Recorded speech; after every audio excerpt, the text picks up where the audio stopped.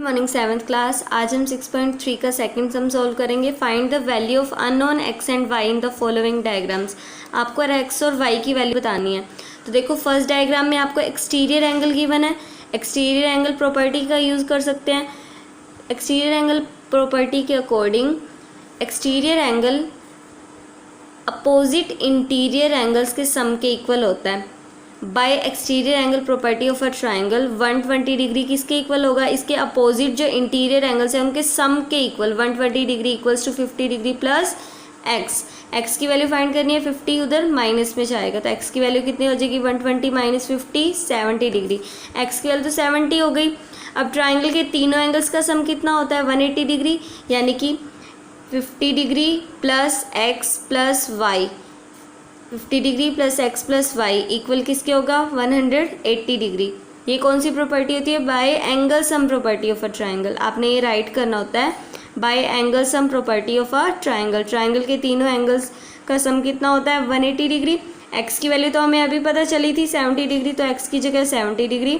50 degree plus 70 120 degree. 120 degree उधर minus में जाएगा, 180 में से 120 डिग्री माइनस होगा तो वाई की वैल्यू 60 डिग्री।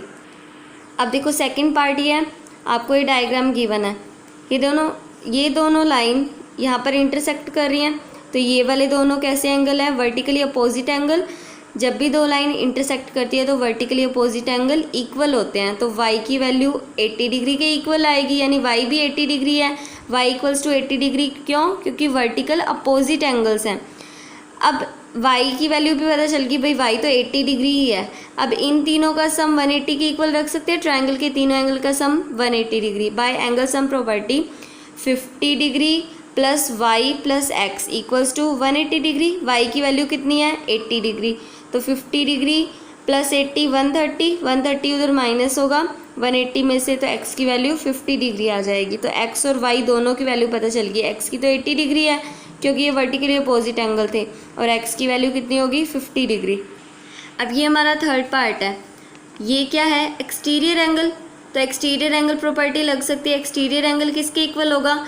इसके अपोजिट जो इंटीरियर एंगल्स हैं उनके सम के इक्वल, यानी x की वैल्यू इक्वल होगी 50 प्लस 60 degree.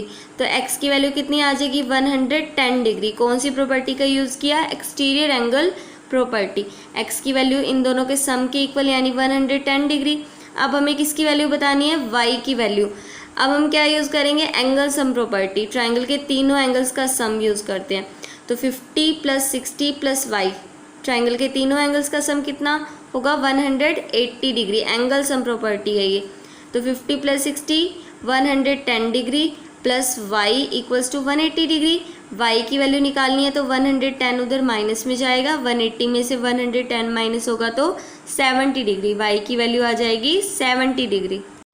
Now the fourth part is, आपको ये शेप गिवन है। अब देखो यहाँ पर ये वाली लाइन और ये वाली लाइन इंटरसेक्ट कर रही हैं, तो ये वाले दोनों एंगल्स कैसे हैं? वर्टिकली अपोजिट एंगल, और ये तो इक्वल होंगे, यानी यहाँ 60 डिग्री है तो यहाँ भी 60 डिग्री ही होना चाहिए। तो x की वैल्यू कितनी होनी चाहिए फिर? 60 डिग्री। x की वैल्यू 60 के इक्वल होगी क्योंकि ये क्या है? वर्टिकली अपोजिट एंगल्स हैं ये दोनों, इसलिए x की वैल्यू 60 है। अब देखो इन तीनों पे हम क्या लगाएंगे? Angle sum property of a triangle. x plus y plus 30, x plus y plus 30 equals to 180 degree. x की वैल्यू अभी हमने निकाली है, कितनी है? 60 डिग्री। तो x की जगह 60 रखेंगे। y plus 30 equals to 180। 60 plus 30 90 उधर माइनस होगा 180 में से, तो y की वैल्यू भी कितनी आ जाएगी? 90 डिग्री। x की वैल्यू 60 डिग्री आ गई और y की value 90 degree. Now the fifth part is, आपको ये ट्राइंगल गिवन है। अब देखो ये दोनों लाइन इंटरसेक्ट कर रही हैं, तो ये दोनों क्या है? Vertically opposite angle.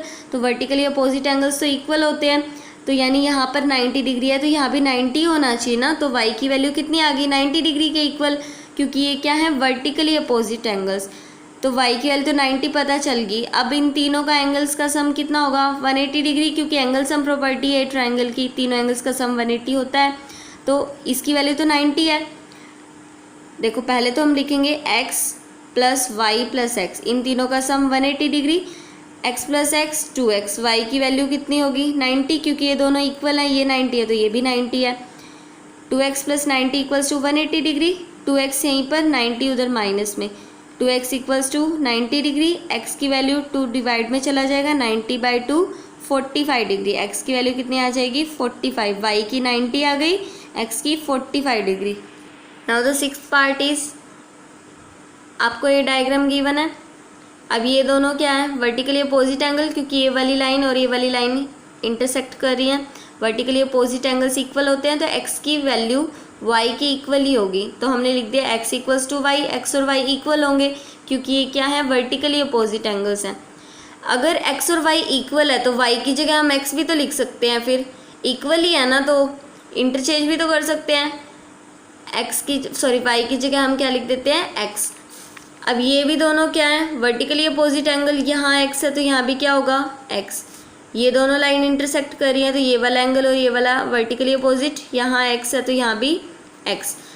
अब ट्रायंगल के तीनों एंगल्स तो मुझे पता चल गए, ये x है तो ये भी x ही होगा, y की वैल्यू x के इक्वल है, यानी ये भी x ही राइट कर सकते हैं।